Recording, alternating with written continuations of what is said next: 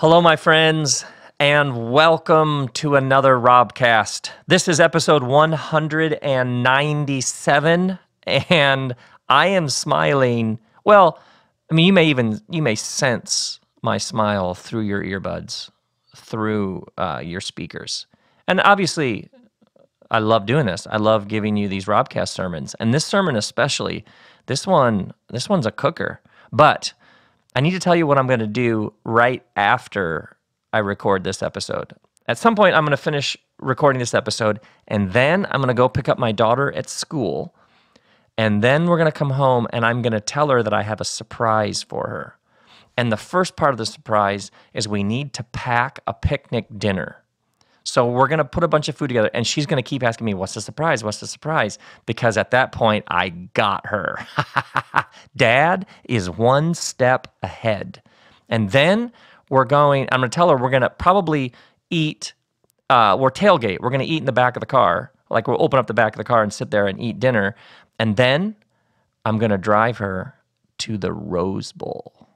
And at some point, maybe at parking, maybe while we're eating dinner, at some point, that little 9-year-old brain is going to figure out, wait a second, is Taylor Swift at the Rose Bowl tonight? And she's going to figure out, I got tickets for us to see Taylor Swift. And I'm telling you, that girl, I was going to say she'd spontaneously combust. That's what I do. But this is, her mother's daughter. So she will keep it in, but she will also be oh man, seriously, I'm going to have such dad smile. So that's why I have dad smile right now, because when you're a dad and you have a surprise, when you're surprising your 9-year-old daughter with Taylor Swift, as far as dad surprises, that's upper tier. Are you with me on that? So I have my usual joy that I get to record a sermon and share it with you, but then stacked on top of it is dad joy and the dad smile that comes from how the next few hours are going to go. So anyway, I figured I had to tell you that in case you were listening to this going, man, he's extra. He's got extra mojo this time. The usual plus a bit extra. Speaking of extra joy, next Largo show is June 4. Largo is a club here in Los Angeles, and I'm going to be doing a new show I've come up with. And I probably should just give you the title of the show because I love saying the title. The show is called An Introduction to Joy: How to Be Less Cynical and More Honest about the Subversive Truth that Lurks Just Below the Surface of Everything. How is that one? I love titles, but that one, that's a monster of a title. Woo! So anyway, that's Largo. Tickets are at largo-la.com. Would love to see you there. And speaking of would love to see you there, UK tour, first 2 weeks of July, England, Ireland, Scotland, Wales. I am coming your way. UK and Ireland tour. Tickets, it's the Holy Shift tour. It rolls on, and tickets are at greenbelt.org.uk, and I'm coming your way, UK and Ireland friends. Would love to see you then. Now, let's do a sermon, shall we? Because I love them sermons. And this sermon is called, But He Shouted All the More, which is a line directly from the New Testament. And that's just a solid, I love that line, but he shouted all the more. And this entire sermon revolves around one question that Jesus asks a man. There's this blind beggar, and he's been shouting, trying to get Jesus' attention. Jesus has the blind beggar brought to him, and Jesus just says to the man, what do you want me to do for you? How great is that? What do you want me to do for you? Or you could shorten it. What do you want me to do? Or you could shorten it even more. What do you want? It was probably, 15 years ago when I probably read this story, but then it's like I read the story. It's like the familiar suddenly becomes unfamiliar. It's that thing that you've You know it. You've heard, oh yeah, the blind beggar, and Jesus like heals him. Wait. Hold on. The first thing Jesus does when he's face to face with a man is he asks the man a question. Classic rabbi move, by the way. He doesn't launch into some diatribe or some teaching or some doctrine. He asks the man a question. But the question is, what do you want me to do for you? Or, what do you want me to do? Or, what do you want? What do you want? Jesus doesn't take the man away from his desire, but takes him further into his desire. A healthy spiritual vision for your life will never be about avoiding your desire or repressing your desire or denying your desire. It will never be about turning off your heart, but will be about going further into its center. Yeah, it won't be about denial. It'll be about engagement. It won't be about avoidance or repressing, but going farther in to the center. Yeah, desire. Like, what do you want me to do for you? What do you want me to do? What do you want? Desire is the engine.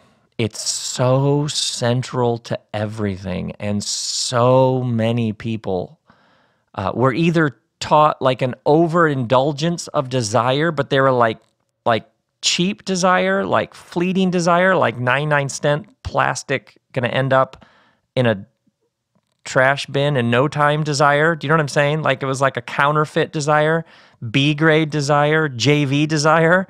So many people are either just give in to your desire or you're just sort of a slave to desire. But when talking about those desires, passing, fleeting, treble, no bass, or if it wasn't an overindulgence in just surrender to your desire, for many people, desire was a terrifying word, a disruptive word, a word, whatever you do, don't talk about what you want. And for many people, the spiritual path especially was, they were taught, it's about the suppression of your desire. It's about what the community wants, the religion wants, God wants. But whatever you do, don't actually talk about what you want. So it's important that we talk about desire because desire is the engine. And what happens in this story is Jesus meets a man and he asks a question to the man. And the question is a question about desire. What do you want? And Jesus does not proceed any farther until it is clear what the man wants. So the man's been shouting, making a ruckus. He's been rebuked by the people who are sort of handling Jesus and leading him through this city. And finally, Jesus hears him enough that bring the man to me. And then he asks this question, which is actually a terribly clarifying question. What do you want? And we're going to come back later to the clarifying power of this question. But right here at the front end, this is a big idea. This is a big idea. Jesus does not proceed any further until it has been clearly established what the man wants. Now, a bit of background, because we always have to do a bit of background, a bit of context, sort of set the stage here. Luke chapter 18, as Jesus approached Jericho, a blind man was sitting by the roadside begging. When he heard the crowd going by, he asked what was happening. They told him, Jesus of Nazareth is passing by. And here's an interesting thing that happens linguistically. The man then called out, Jesus, son of David, have mercy on me. So what the crowd says to the man is, Jesus of Nazareth is coming through. But then what the man shouts is, Jesus, son of David, have mercy on me. Why is this interesting? Well, Nazareth is a town, so that's a location. So when they say Jesus of Nazareth, there's this teacher, healer, mystic, revolutionary, rabbi, whoever he is, he's coming through. He's that guy from Nazareth. But when the man shouts out, he shouts out, son of David, Jesus, son of David. That's a loaded term. To say Jesus, son of David was to say, Jesus, I believe you are the one that we've been anticipating. I believe that you have in some ways spirit with you, that there's something historic happening here about the divine and the human, that our people have not been abandoned, but that we have been held close by the divine the whole time. And that the divine even now is moving to reconcile, to renew, to restore. And that something is happening through you that is about all of humanity being healed and restored. You see what I'm saying? So when the man says, Jesus, son of David, he has some convictions about who this Jesus is. Of course, the people who are with Jesus, those who led the way, rebuked the man and told him to be quiet, but he shouted all the more. Come on, is that a title or what?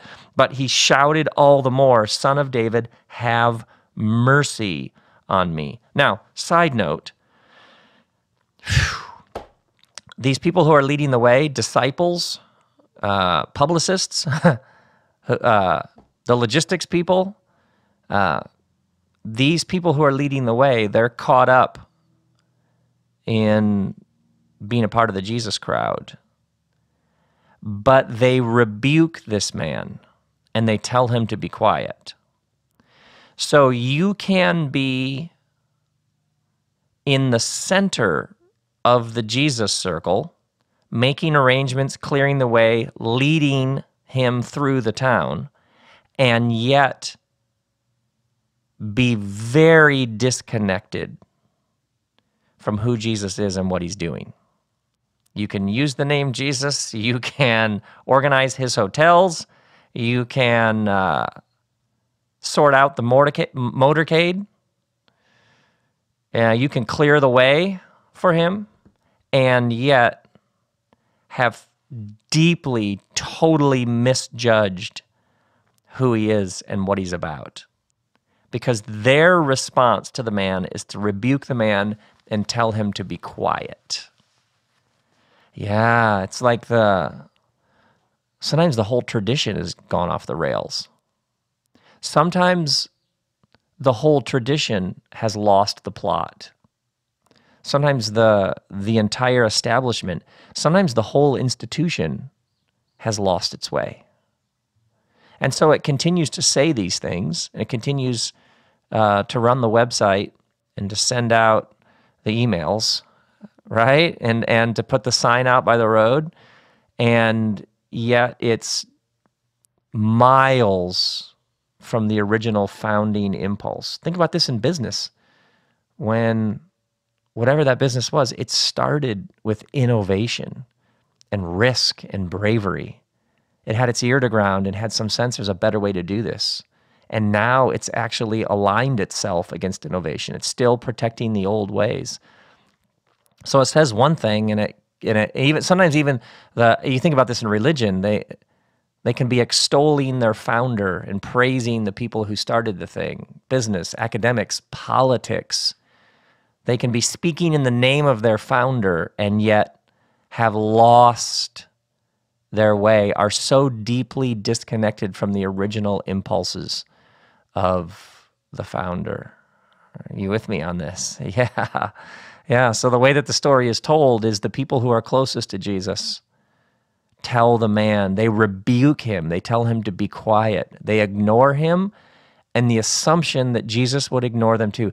They have so lost the plot that they're actually, in the name of leading the way for Jesus, lost the way of Jesus. People can say the name Jesus a lot. They can have leadership positions in the Jesus-y stuff and yet be way, way, way off of who Jesus is and how the whole thing works. And so the man is rebuked. He's told to be quiet, but he shouted the more, Jesus, son of David, have mercy on me. Jesus stopped and ordered the man to be brought to him. When he came near, Jesus asked him, what do you want me to do for you? Now, here's why I find this so utterly compelling.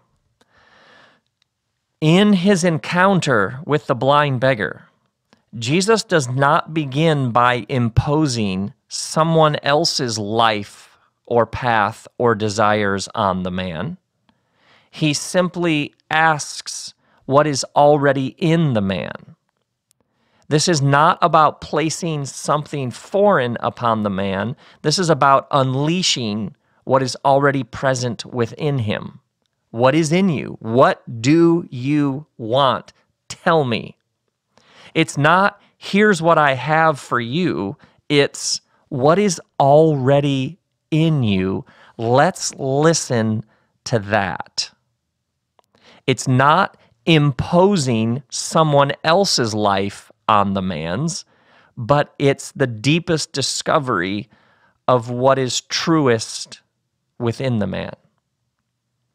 So the path for you and I, it will not be us being someone else. It will not be us reading off someone else's script. It will be discovering our own script. You and you being fully alive will not you being a counterfeit version of your brother or some B-grade version of everything that your boss or your parents or your spouse want you to be. The path will be the deepest discovery of your truest life and self. Yeah. So when Jesus encounters the man, what is it you want me to do for you? Let's start there. Yeah, the Christ comes to each of us and speaks to each of us in the stillness, in the quiet, when we're not being bombarded with 1,000 other voices. The Christ speaks to us, and the Christ does not say, why can't you be like her? The Christ does not say, man, that guy's got it figured out. Take some notes from him. No. The Christ comes to each of us. What do you want? Now, this Jesus tradition, its roots are in this long-held conviction that in the Christ, the divine and human are in the same place. The eternal, the infinite, in a skin bag, in flesh and blood and bone, just like the rest of us. All of it coming together in a body.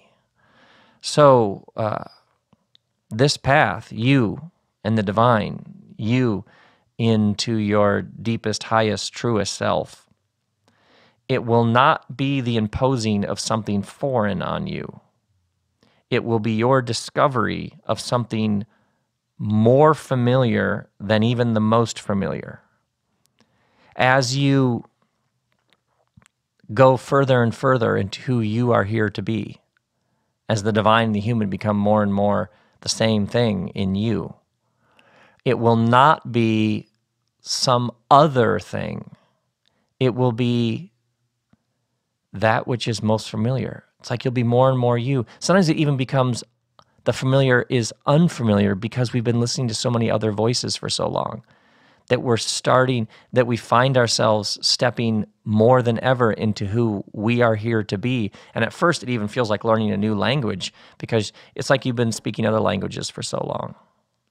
Yeah, it's as if as you discover your true self, you realize, oh, this is where it was headed all along. It's both totally new and very old. It's both unfamiliar and yet deeply familiar. Like, oh yeah, that's who I was here to be the whole time, and I'm just now discovering it. Yes, of course, the path will not be the imposing of some foreign person onto yourself. It will be the discovery of what's been in you, latent but present the whole time.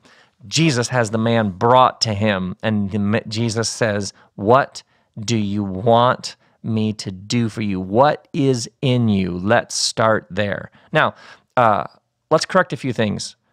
One thing about the divine, one thing about others. First, oftentimes when you talk about desire, a lot of people, especially if maybe there was a religious layer or American work ethic thing that got in an unhealthy way sort of layered upon a person's life, is you start talking about desire and many people are like, oh, wait, desires are something to be avoided.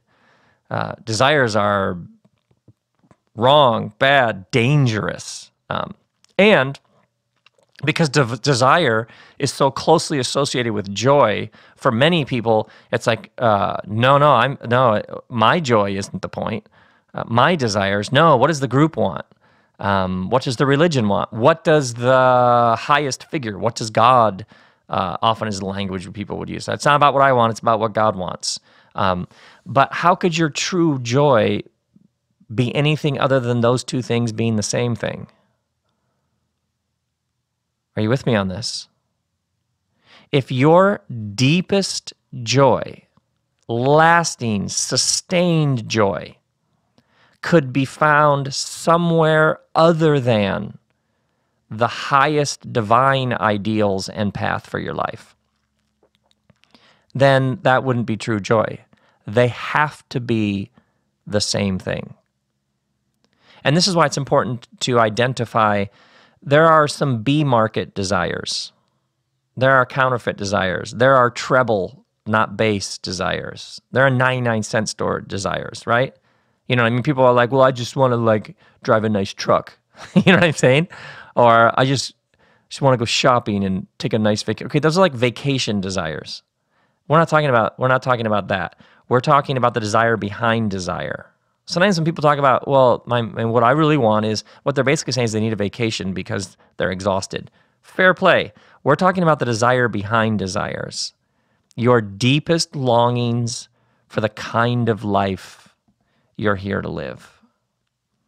Yeah, if your deepest joy could be found somewhere other than deepest reality, than the divine, then it's not joy or it's not the divine. They have to be the same thing.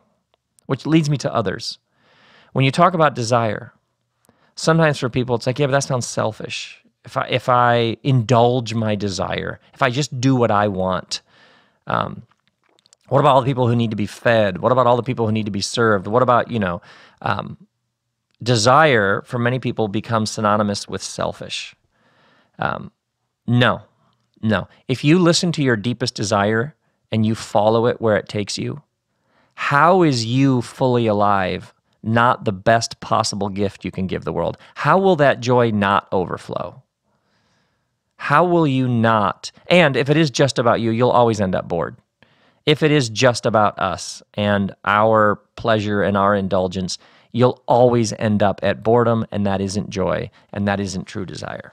So let's rid ourselves of these sort of immature notions that somehow desires are either opposed to the divine or are selfish and opposed to the flourishing of others.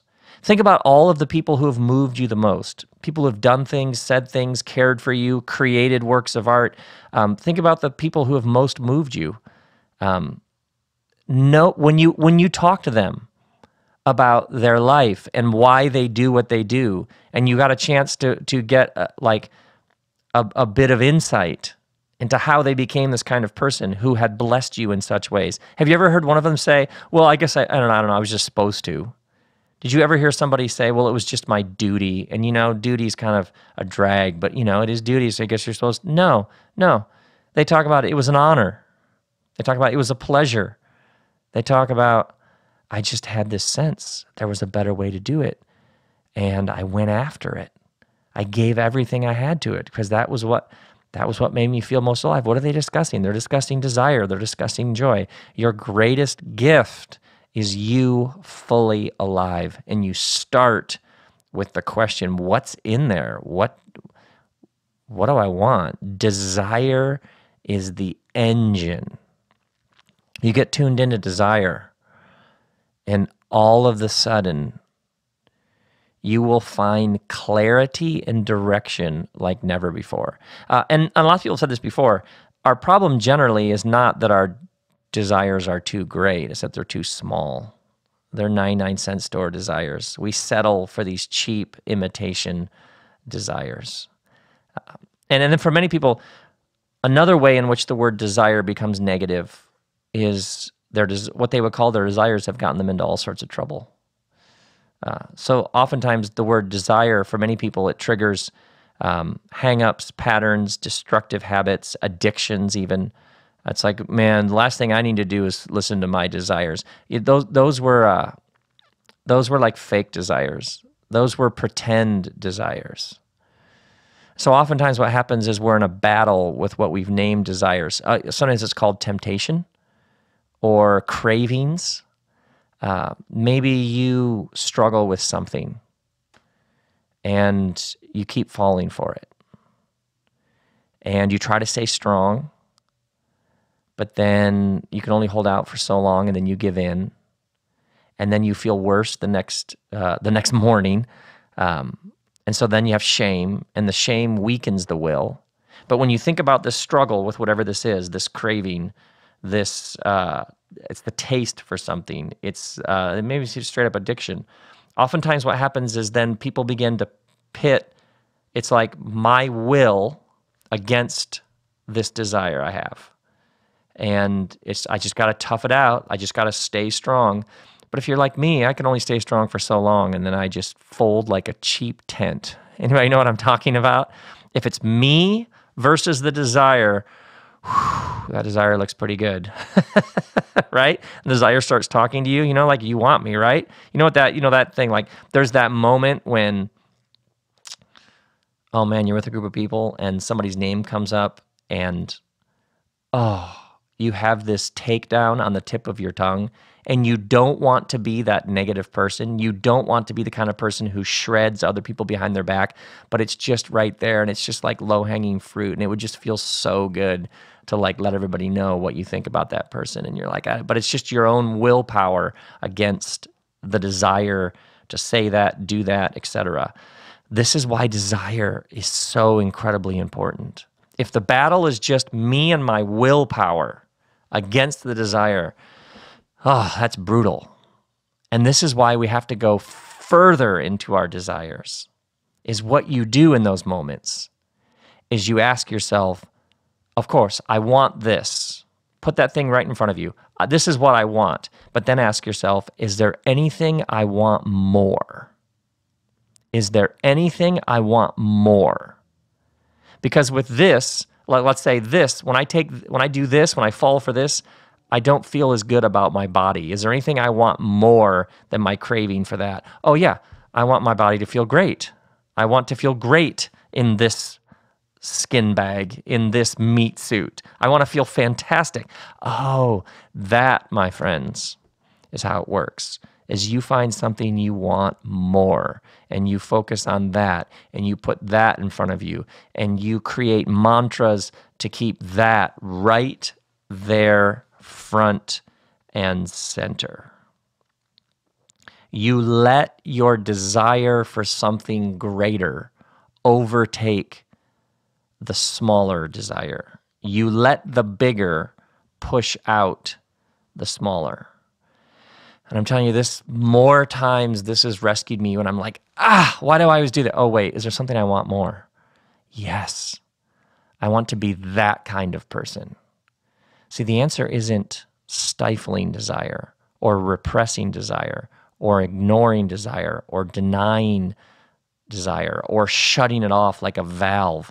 No, the answer is to go even deeper into your desires. Yeah, you get this vision for the kind of person that you want to be, and you go after that, and you let it push aside. You so give yourself to that desire that years later you look back on things that you once desired and you're like, really? I seriously used to want that when this was possible? Oh, yeah, that's, my friends, that's how it works. Now, let's talk about the clarifying power of desire, because the number of people I've met who will literally say, I don't know what I want. Is there anything more important than figuring out what you want? Like, this is important work. Do this work. Do this work, because so many things, so many resentments that we carry around are because we said yes to something, or we let other people determine something for us because we hadn't done the work of figuring out who we are and what we want here. And so the reason why we're upset with that person is because we ended up reading from their script, walking down the path they macheted for us because we hadn't figured out what our path was and what we want. Especially you have people in close proximity to you who are constantly like, what about this? What about this? You should do this. If you have people who are shooting on you all the time, the sooner you can determine what it is you want, because boundaries flow from desire, the sooner you know how to say no and how to respond to the endless ways that the world around you can try and shape your path. If you're in a long-term relationship, one of the greatest gifts you can give this other person is to name what you want. Yeah. And then find out what they want. Yeah, of course. How can somebody love you well? How can they go after your desires with you if you haven't been clear about what those desires are in the first place? Yeah, so this is actually one of the ways that you honor, especially somebody who you're going the distance with. One of the ways that you honor them is you do this work. Yeah, because how else are they going to love? How do you love somebody who doesn't know what they want? Yes, and sometimes this is the work we do with each other is we help this other person. We help them. Maybe that's what you. Oh, you're right. Maybe we help them clarify. Oh, and as long as we're on it, I'll tell you where desire is incredibly clarifying. Is in toxic, soul-sucking relationships with people who have no boundaries. If you have somebody who steps all over you and who is constantly like pushing you, and you find they're constantly violating your psychic space, ask them, just quote Jesus. People you hear people say like, I just want to be Jesus to them. Okay, here, literally be Jesus to them. Say, what do you want me to do for you? Oh, this one is, if you sense somebody is manipulating you, if you sense somebody is crowding you, if you sense somebody is trying to get something from you, or they're trying to use you to get something they want, ask them that, what do you want me to do for you? Because nothing can bring to the surface quicker any toxicity that's lurking there. Because they may literally say, I want you to X, and you're like, I don't do that. At least now it's in the open. Do you realize what you're asking? Few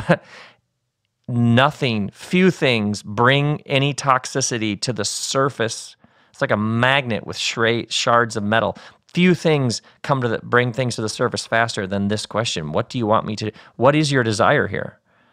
Man, you get there now, or somebody around you is complaining, and they just keep going. They've got their violin and their wine and their cheese, and they just keep going.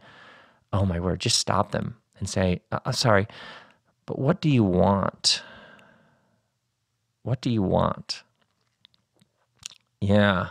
Oh, nothing makes the discussion, few things make a discussion turn into more interesting territory faster than this question. I'm sorry, I guess I missed it, but what do you want? Yeah, oftentimes the person's complaining because they don't know it. They haven't done this work. They're going on and on. They haven't sorted through what they're trying to work their way, and you've just given them a gift. Oh, desire. I know, desire. It comes again and again. It's fascinating in the story about this man who shouts all the more.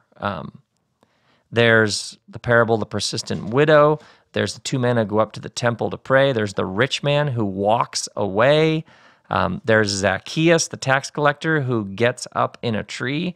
It's like again and again and again, the stories are about desire. Who wants this? What do you want? Again and again. Sometimes it's as simple as a prayer. Oh, God, help me understand what I want here, because I'm totally turned upside down. Help me figure out what so-and-so want. Help me have the courage to ask so-and-so what they want. Or if you're in one of those, you're battling some habit, some destructive pattern, some craving, make this your prayer. Like, God, help me want something more. Help me want it so much more that I'll lose my desire for this thing that just keeps getting the best of me. Show me, because oftentimes our desires are counterfeit desires. In wanting this thing that keeps letting me down and filling me with shame and failing to deliver, what is the thing I want behind that thing? What's the deeper search that's going on here? I keep falling prey to that substance, person, issue, craving, desire. What's the thing I want more? That this is, I keep settling for the B grade knockoff version. I'm telling you, the desire gives your prayers all sorts of clarity. Please give me a vision for something I could want more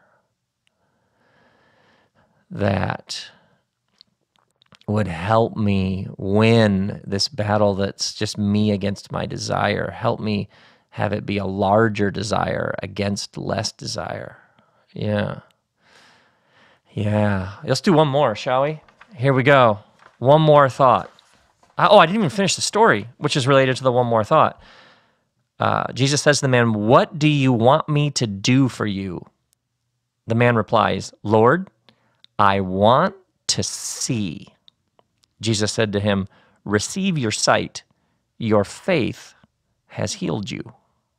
Immediately he received his sight and followed Jesus, praising God. When all the people saw it, they also praised God. Okay, I'm sure you noticed something there, right? "Lord, I want to see," he replied. Jesus said, "Oh, now you can see. Receive your sight. Your faith has healed you." Oh, another classic from JC. Your faith has healed you. Literally like, oh, I didn't do that. Oh, can you see now? Yeah, you can see. Oh, I didn't do that. Your faith did that. Now, this, by the way, side note, in religious circles, from what I've been told, this has jacked lots of people up.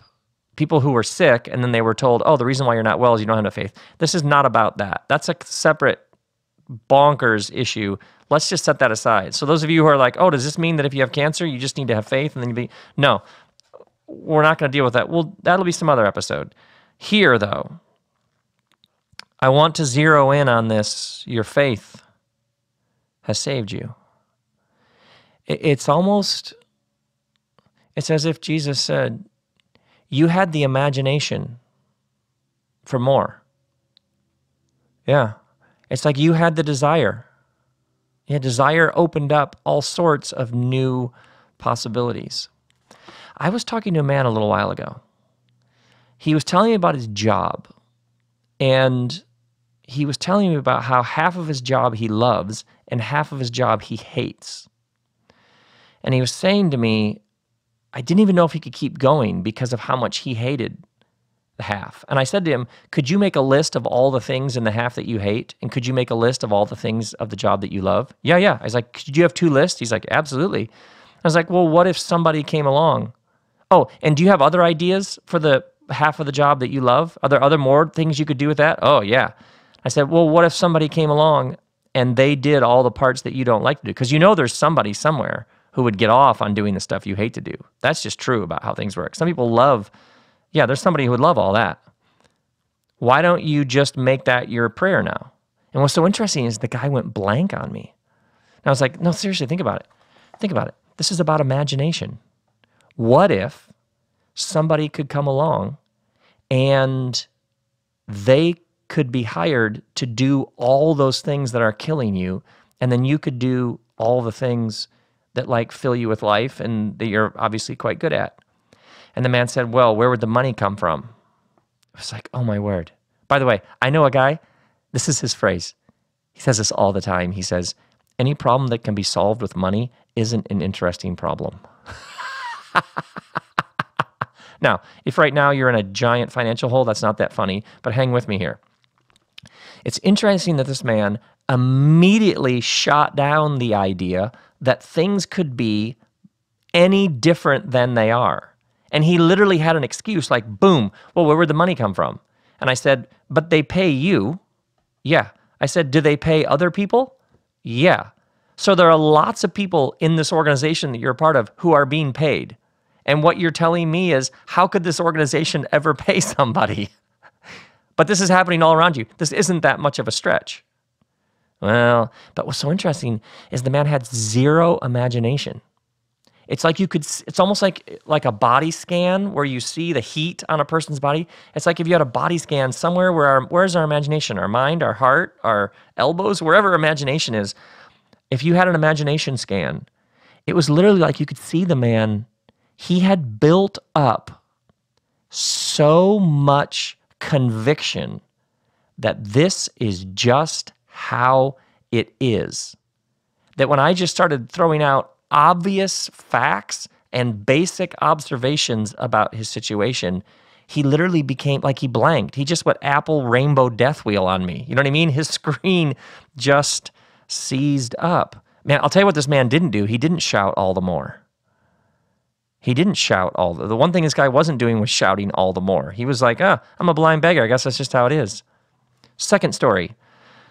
Last year, I was talking to a mom. She has a high school daughter, and this daughter goes to a high school that has a legendary reputation for its mean girls. Like this school, it's like world class at creating mean girls.